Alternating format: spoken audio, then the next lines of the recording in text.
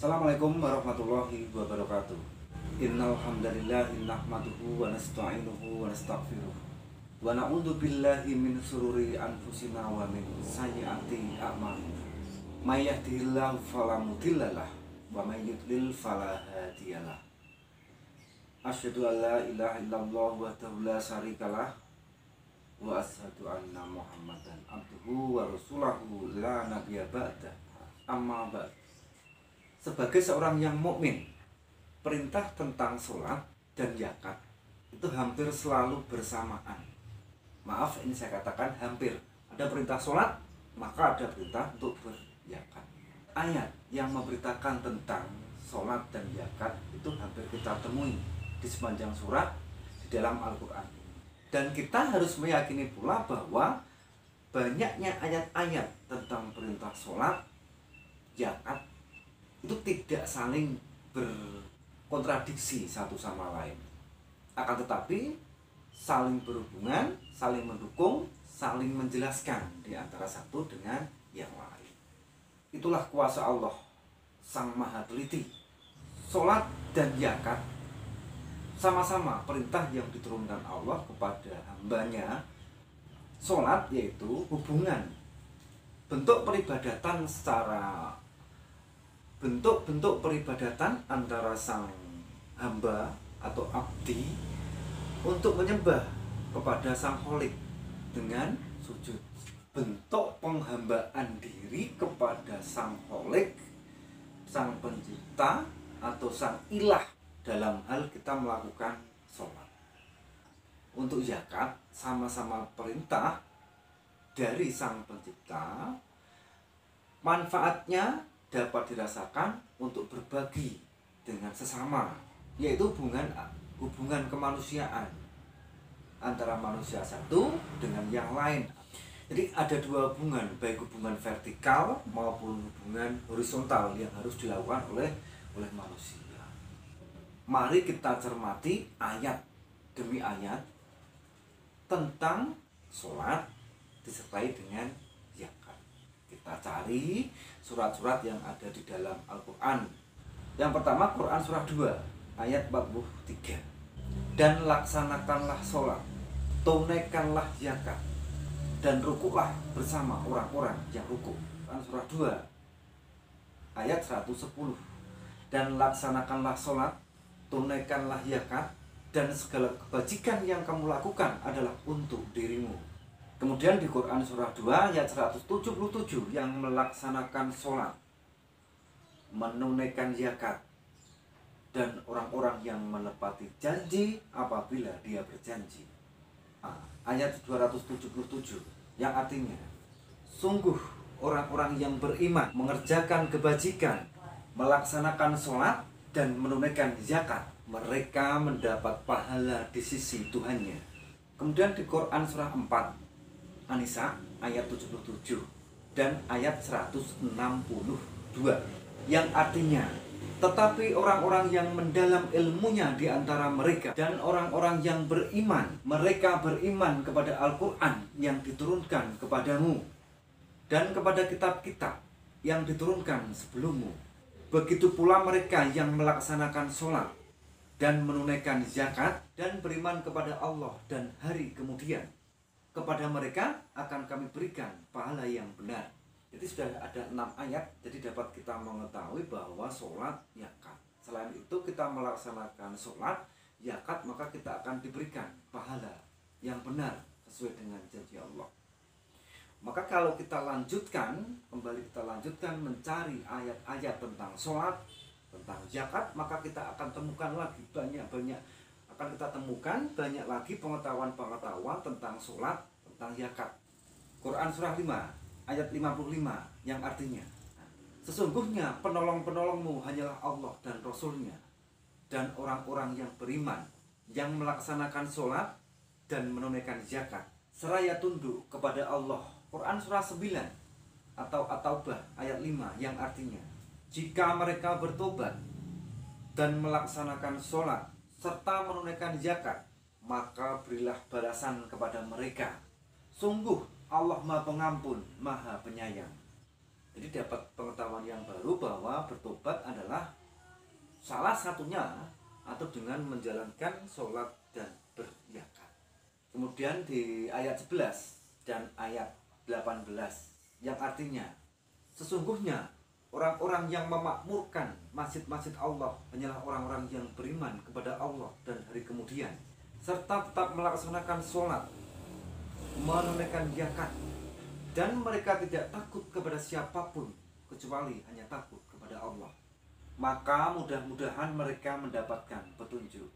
Jadi dengan bertobat, melaksanakan sholat, akan menjadikan seorang yang berbuat kesalahan itu akan mendapatkan petunjuk dari Allah Subhanahu wa taala. Kemudian perintah sholat dan zakat ayat 33 yang artinya dia Isa berkata, sesungguhnya aku hamba Allah yang memberiku kitab Injil, dan dia menjadikan aku seorang nabi, dan ia menjadikan aku seorang yang diberkahi di mana saja aku berada, dan dia memerintahkan kepadaku melaksanakan sholat dan menunaikan zakat selama aku hidup, dan berbakti kepada ibuku, dan tidak menjadikan aku seorang yang sombong lagi celaka, dan kesejahteraan semoga dilimpahkan kepadaku pada hari kelahiranku, pada hari wafatku, dan pada hari ketika aku dibangkitkan hidup kembali. Terdapat pembelajaran yang lebih bermakna, yaitu didapat satu lagi pembelajaran, yaitu bahwa sholat, itu pun sholat puasa, itu pun sudah dilakukan oleh umat-umat sebelum Nabi Muhammad atau sebelum Rasulullah. Jadi sholat itu adalah dengan mencontoh daripada Nabi Ibrahim sebagai bapaknya para nabi. Perintah tentang sholat, menunaikan zakat, berbakti kepada ibu, tidak berkata sombong. Itu pada saat Isa menerima kitab Injil, kemudian Isa pada saat Isa dilahirkan, pada saat Isa wafat. Maaf, kita bahas lain kali bahwa di sini diberitakan bahwa Isa wafat. Kemudian Isa akan dibangkitkan kembali pada hari kiamat. Semua manusia, semua nabi-nabi akan dibangkitkan lagi pada hari kiamat, bukan menjelang kiamat atau huru haranya. Kemudian pada Quran surah 22 ayat 41 atau Al-Hajj ayat 41 yang artinya yaitu orang-orang yang jika kami berikan kedudukan di bumi, mereka melaksanakan sholat dan menunaikan zakat dan menyuruh berbuat yang ma'ruf dan mencegah yang mungkar, dan hanya kepada Allah lah kembali segala urusan. Saya rasa cukup paham tentang isi sholat dan zakat pada Quran surah 22 ayat 41. Quran pada surah 23 ayat 1 sampai 11, yaitu tentang sholat dan zakat. Mari kita baca Al-Mu'minun. Maaf, ini saya hanya sekedar untuk menyampaikan daripada arti. Karena apa? Karena nanti kalau terlalu dibaca nanti akan membutuhkan waktu yang sangat lama. Padahal ini kita fokus pada pembahasan yaitu tentang sholat dan zakat. Hampir ada perintah sholat disertakan dengan perintah untuk berzakat. Kita buka pada Quran surah 23 Al-Mu'minun ayat 1 sampai 11. Yang artinya, sungguh beruntung orang-orang yang beriman, yaitu orang yang khusyuk dalam sholatnya, dan orang-orang yang menjauhkan diri dari perkataan yang tidak berguna, dan orang yang menunaikan salat, dan orang yang memelihara kemaluannya.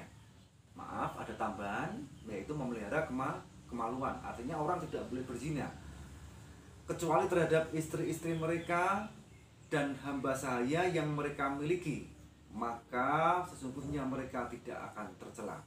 Tetapi barang siapa di balik itu berbuat zina dan sebagainya, maka mereka itulah orang yang melampaui batas. Dan sungguh beruntung pula orang yang memelihara amanat-amanat dan janjinya, serta orang yang memelihara salatnya.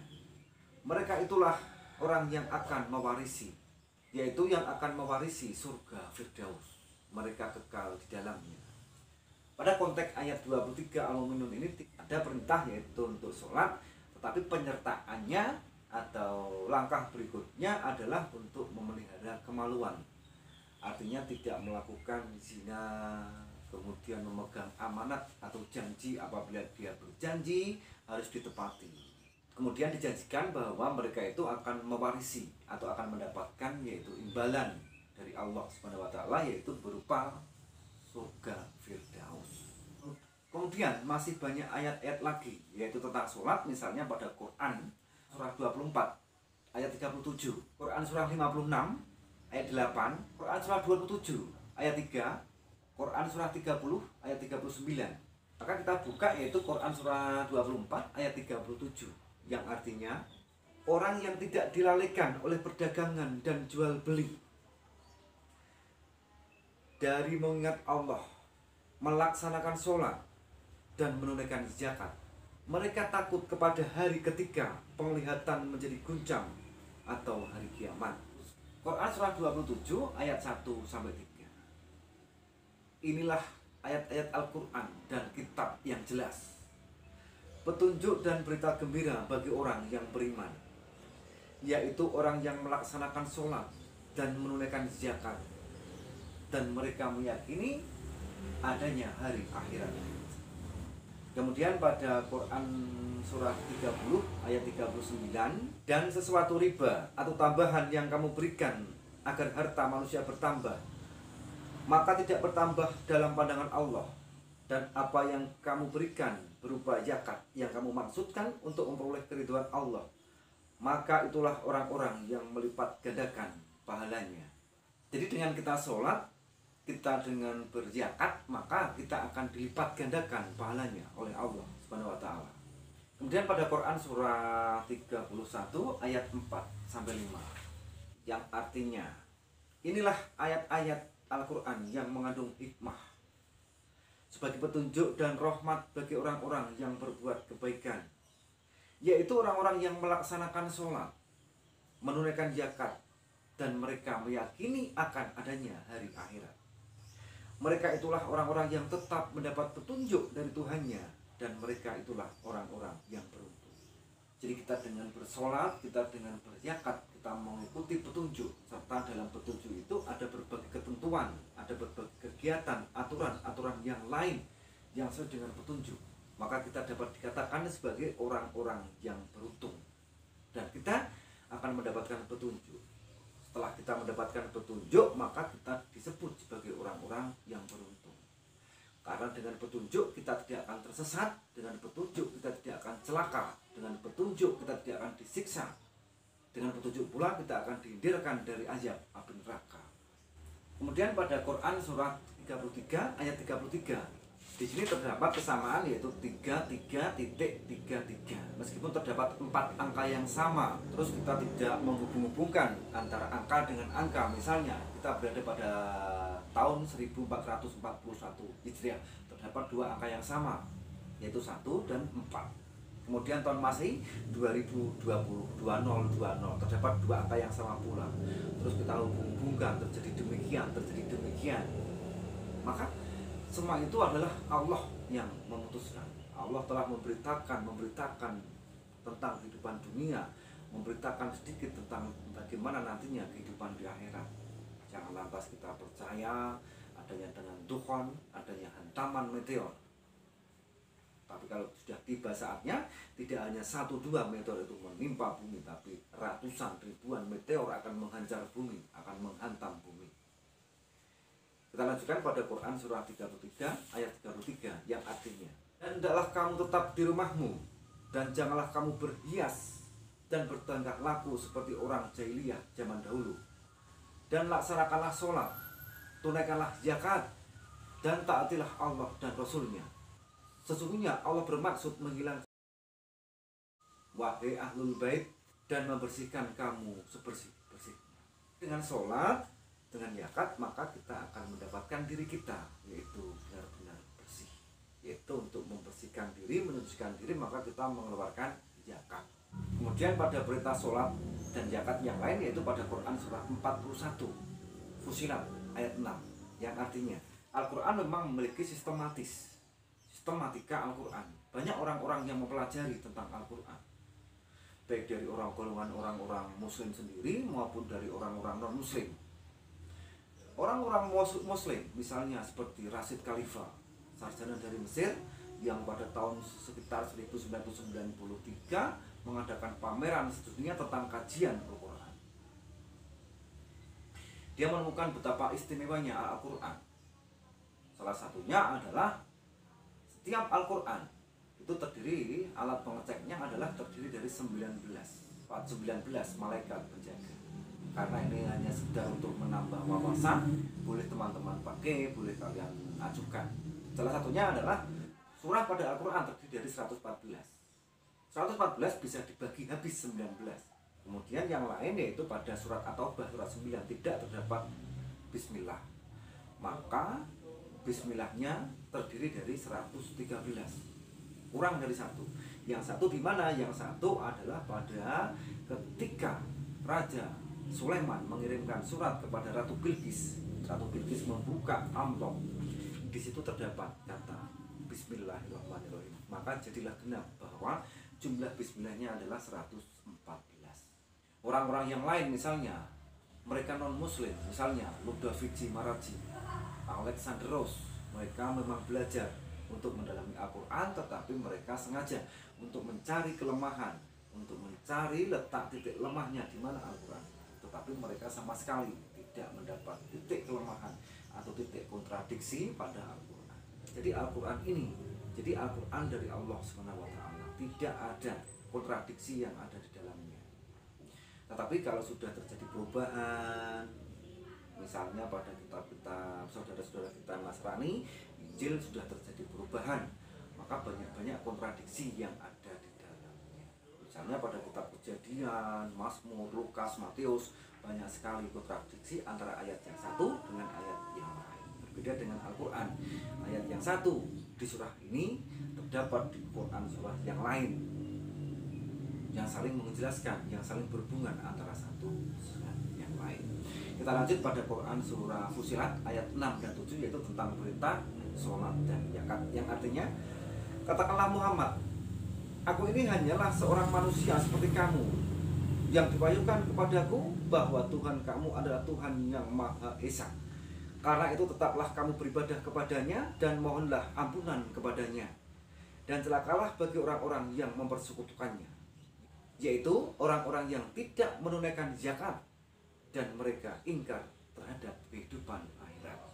Ada sisi-sisi positif, banyak sekali.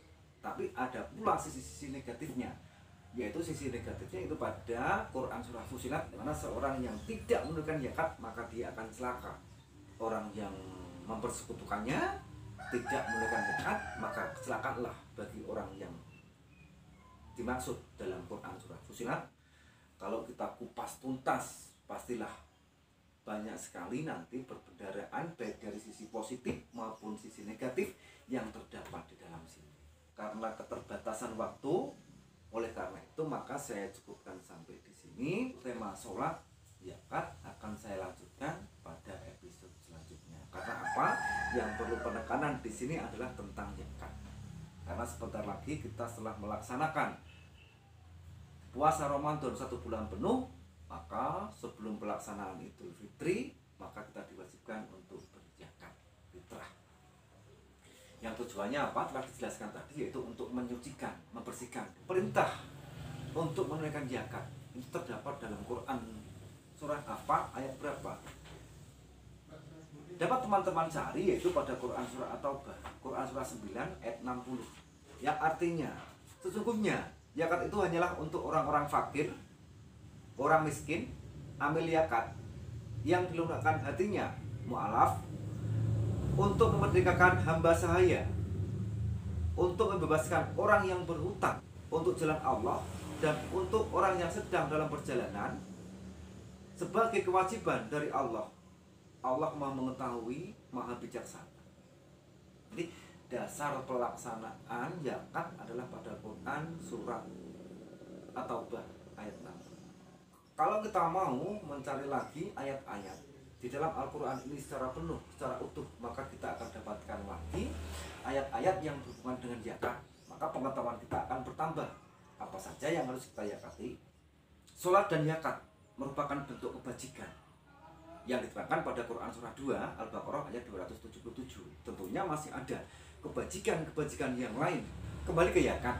Kalau kita mau mencari lagi, maka kita akan mendapatkan zakat. Misalnya pada Quran surah 6 ayat 141. Kita cari Quran surat Al-An'am 141 yang artinya, dan dialah yang menjadikan tanaman-tanaman yang merambat dan yang tidak merambat, pohon kurma, tanaman yang beraneka ragam rasanya, zaitun dan delima yang serupa bentuk dan warnanya dan tidak serupa rasanya. Makanlah buahnya apabila ia telah berbuah, dan berikanlah haknya atau zakatnya pada waktu memetik hasilnya. Tapi janganlah berlebih-lebihan. Sesungguhnya Allah tidak menyukai orang-orang yang berlebih-lebihan. Perlu diketahui bahwa pada Quran surah Al-An'am, Quran surah 6 ayat 141 dijelaskan lagi ternyata ada zakat dari hasil tanaman. Teman-teman, kita tahu bahwa sebuah rumus yaitu tentang kita punya 10, kita berikan 1, maka akan berkurang. Tetapi dalam hal zakat ini rumus itu tidak terpakai. Terdapat pengecualian dengan teman-teman memberikan zakat. Teman-teman tidak usah takut miskin, karena itu justru akan ditambah oleh Allah. Kita buka pada Quran surah 58 ayat 13 yang artinya, apakah kamu takut akan menjadi miskin karena kamu memberikan sedekah sebelum melakukan pembicaraan dengan Rasul? Tetapi jika kamu tidak melakukannya dan Allah telah memberi ampun kepadamu, maka laksanakanlah sholat dan tunaikanlah zakat, serta taatlah kepada Allah dan Rasulnya, dan Allah maha teliti terhadap apa yang kamu kerjakan. Demikian yang dapat saya sampaikan. Tapi ini sekali lagi karena keterbatasan waktu ini belum selesai, maka masih banyak lagi ayat-ayat yaitu tentang pelaksanaan atau ayat-ayat yang berkenaan dengan sholat dan zakat. Hanya karena keterbatasan waktu, saya akhiri dahulu. Saya akan lanjutkan untuk pembahasan yang selanjutnya, yaitu tentang sholat dan zakat. Demikian, kurang lebihnya mohon maaf. Assalamualaikum warahmatullahi wabarakatuh.